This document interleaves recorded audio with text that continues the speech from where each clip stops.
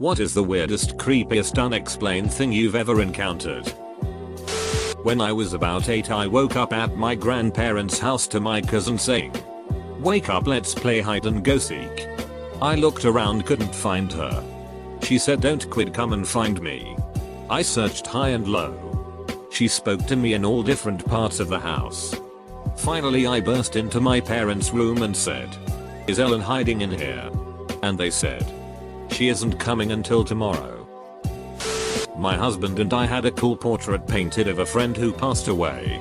One night we were talking about him and our dog, who was sound asleep, got up, went over to the painting and started barking at it.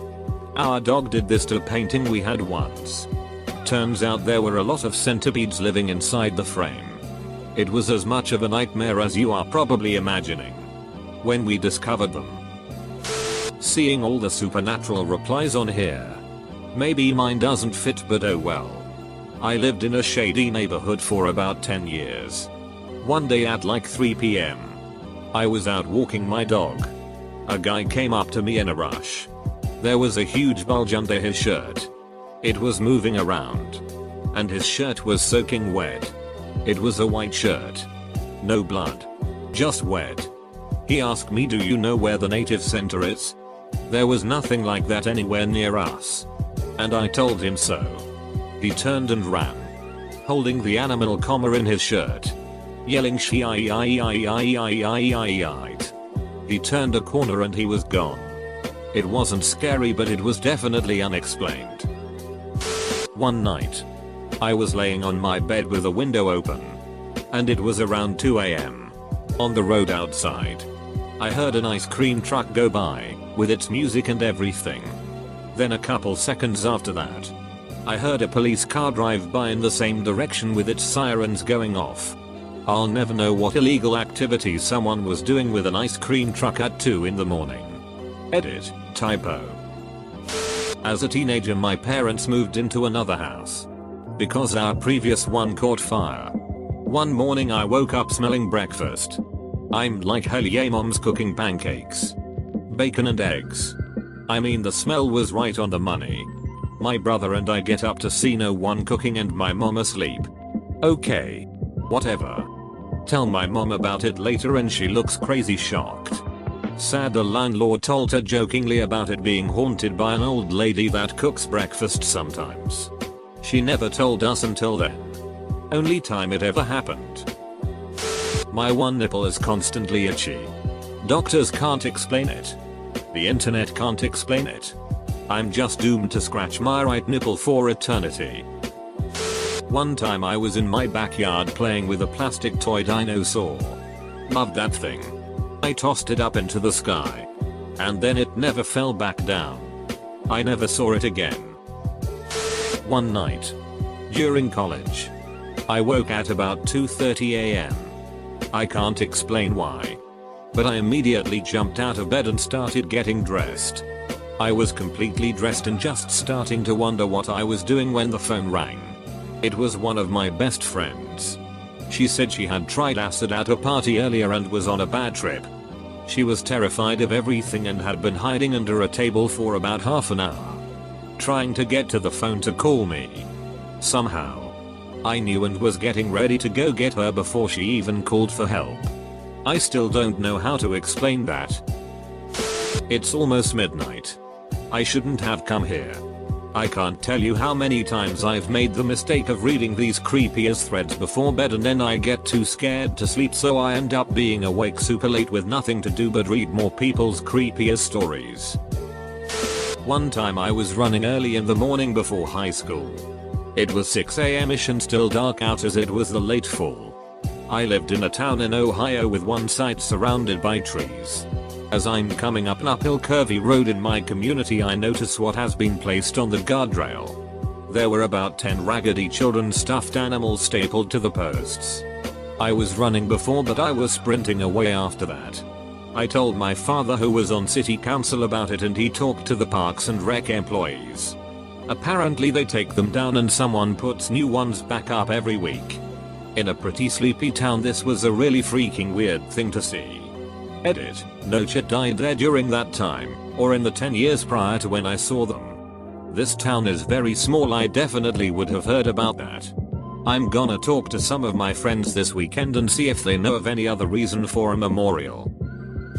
A few years ago, I was at home with my parents and sister.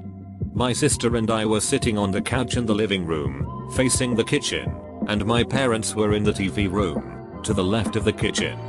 My sister and I heard a noise in the kitchen, but shrugged it off. My mom approached us and asked if we'd heard that noise. We instantly felt a sense of dread and said yes. In that instant, all three of us saw a black shadow float at the top of the entryway of the kitchen, then disappear.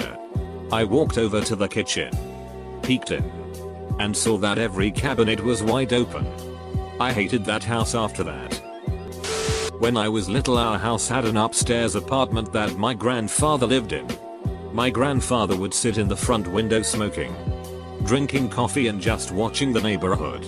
He was very sick from cancer and died in our house. A few months later, a new family moved into the house across the street from us. The wife and my mom became friends.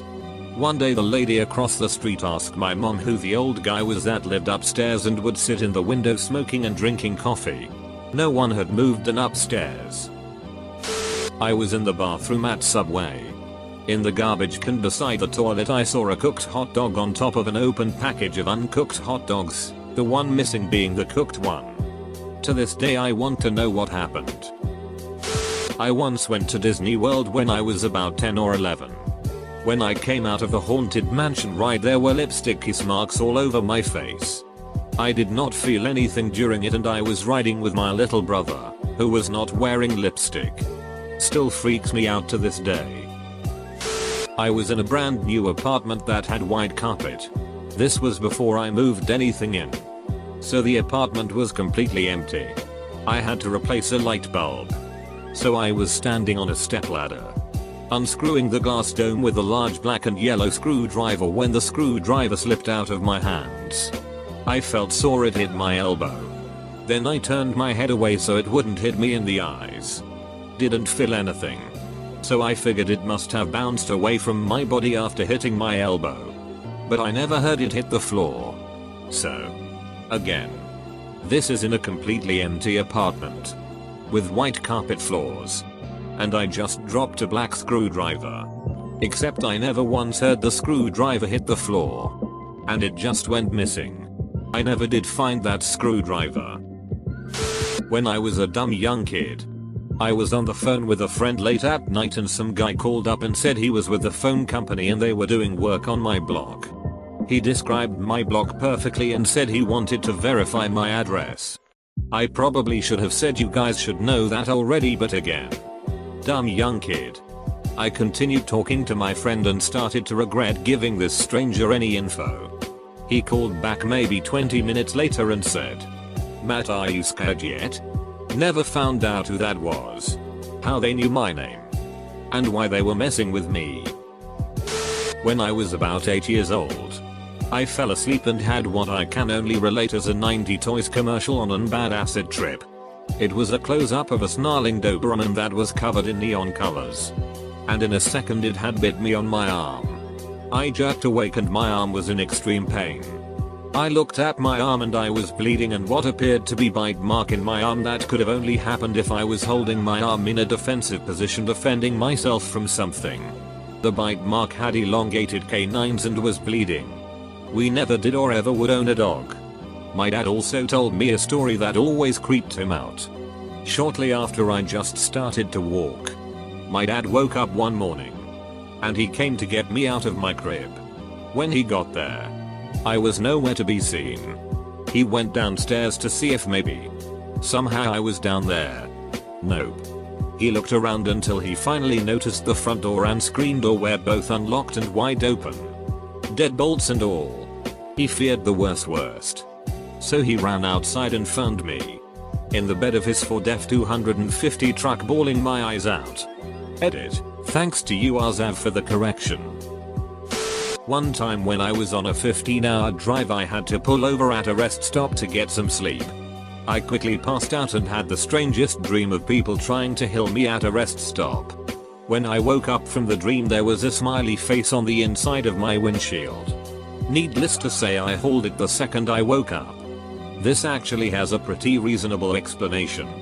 You've had a passenger sitting there before, maybe several days or weeks ago, who got bored and drew a smiley on the window. When you went to sleep that night, the windows started fogging up again and the smiley got visible. This is why my dad always got mad if my sister and I drew on the windows. When I was about 12, my mother's friend asked her and her other church friends to visit his house to pray over it.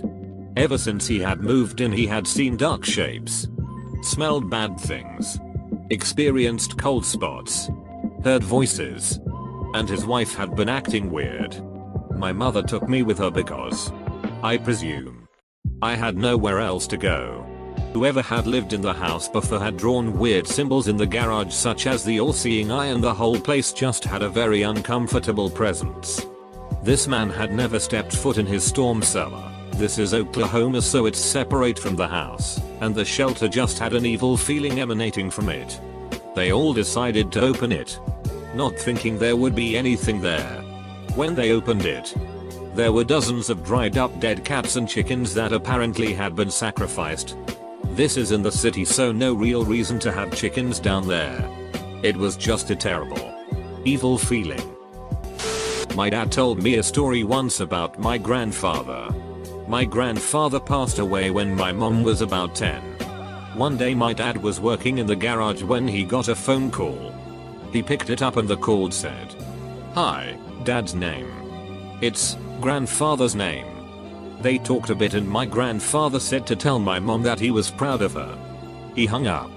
And when my dad tried to call back, the number didn't exist. Me and a friend were walking through a trail around 1 or 2 AM one night. I start getting a really bad being watched vibe, so I keep my hand tight on the knife I carry. She grabs my arm and starts crying that something doesn't feel right and she doesn't want to walk farther. I agree and I give her our flashlight and tell her I'll keep my eyes peeled on our back. Interestingly enough, that path leads through the grounds of an old Revolution battlefield that's supposedly haunted. I couldn't sleep one night, so I took some Ambien, which is known for causing hallucination.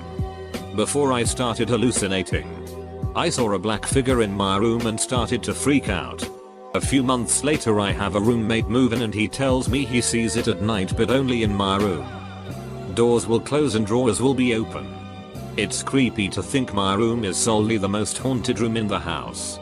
Edit, roommate and I saw this figure, but I didn't tell him about my experiences with doors closing, drawers opening at all before he told me what he was experiencing. Other people who were also past roommates experienced stuff, but my room always had the drawer problem. I'm not sure if this counts, but it happened last week and really creeped me out.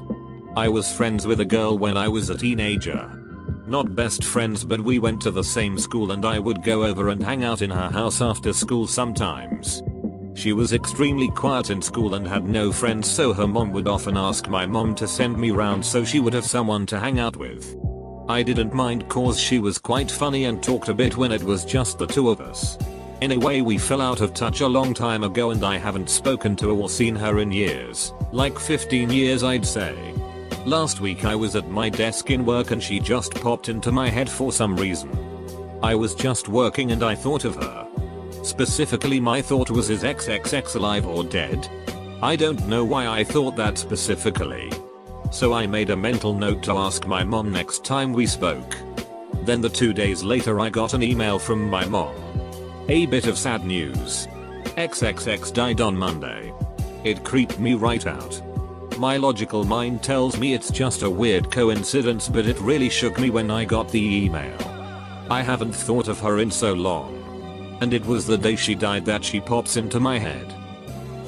When I was about 8, I had one of those loft beds.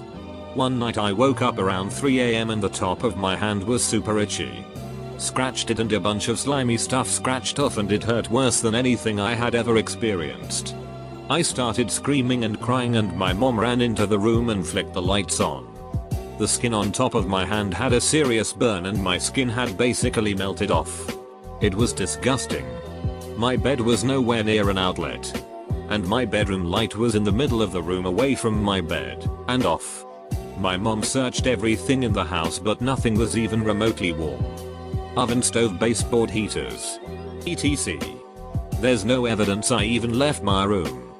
I had a nice scar for a few years but it's faded to pretty much nothing unless I get really tanned. No idea.